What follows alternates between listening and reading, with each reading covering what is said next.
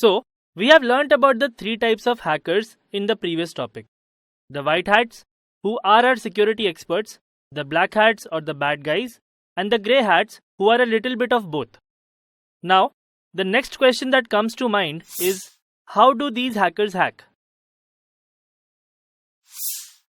If you have seen some sci-fi movies, you must have seen hacking scenes like this, where the hacker hacks into the defense systems and launches nuclear missiles within minutes. Well, the real life is different. In real life, a step-by-step plan is executed to perform hacking. A hacker first collects information about the target before actually attacking it. Then, he uses this information to find weak points in a system and exploits them to get inside the system. Then, he tries to stay inside the system till the time his work is over. And finally, when his testing or attacking is complete, he clears all tracks so that nobody can trace him. These are the basic steps almost every hacker follows. However, over time these steps have evolved differently for black hats and white hats. So first we'll discuss the steps followed by black hat hackers, or to put it simply, we'll answer the question, how do black hat hackers hack a system? The first step is information gathering and reconnaissance. Here, the hacker gathers as much information as possible about the target. So for example, if the hacker is trying to hack a website, he will try to find out the kind of server that the website is running on, the programming languages used to build the website, the kind of users present on the website, and also map the basic architecture of the website. He then also maps out the basic working of various features of the website. The success of the entire exercise largely depends on proper execution of this phase. So, it's an extremely important phase. The second phase is vulnerability assessment, or VA. So before we see what happens in this phase, let us first understand what a vulnerability is.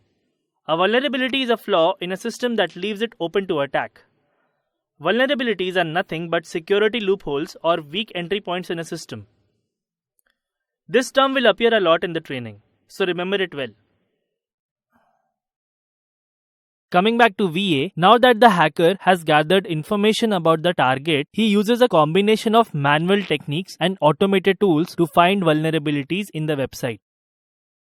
These tools run through the entire web application and point out possible vulnerabilities in it. Meanwhile, the hacker also checks for bugs and errors in the application. Then, the hacker verifies the bugs that are reported by the automatic tools and the ones found during the manual testing.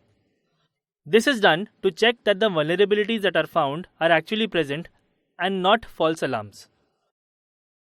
So, to sum it up, in this phase the hacker tries to find all security flaws in the components that have been mapped in the information gathering phase. The third step is penetration testing and gaining access. So now that the hacker has found the vulnerabilities, he exploits these to gain access to critical information or data. For example, the hacker may try to get access to the database and steal user information. The fourth step is escalating privileges and maintaining access. Now, at this point, the hacker is partially inside the system. In this step, the hacker tries to gain full control of the system. For example, after being able to hack some user accounts of a website, the hacker will try to get access to the admin account since the account has a lot of privileges. Let's say the hacker gets the password to the admin account and gains control of the system. Next, he tries to install backdoors on the system. What is a backdoor, you might ask? Backdoor is a program which lets hackers access the system anytime as long as the backdoor is installed in the system. You might be wondering, why does a hacker need a backdoor if he has control of the system? Well, it is quite possible that the system owners figure out that someone is trying to hack them, and as a security measure, they tighten their security and change the admin password. If that happens, the hacker will lose the admin access and would have to find other ways to get inside the system. So to avoid the extra hassle, hackers install backdoors. This way, no matter how tight the security gets, as long as the backdoor is installed on the system, the hacker will have access to the system. All this is done to maintain access and for further exploitation. The fifth step is clearing tracks. In this step, the hacker clears all his tracks. He deletes all server log files, removes any additionally installed software, deletes all extra users that were created, deletes all backdoors, and reverts the server to how it was before the hack. So these were the steps followed by the Black Hat hackers.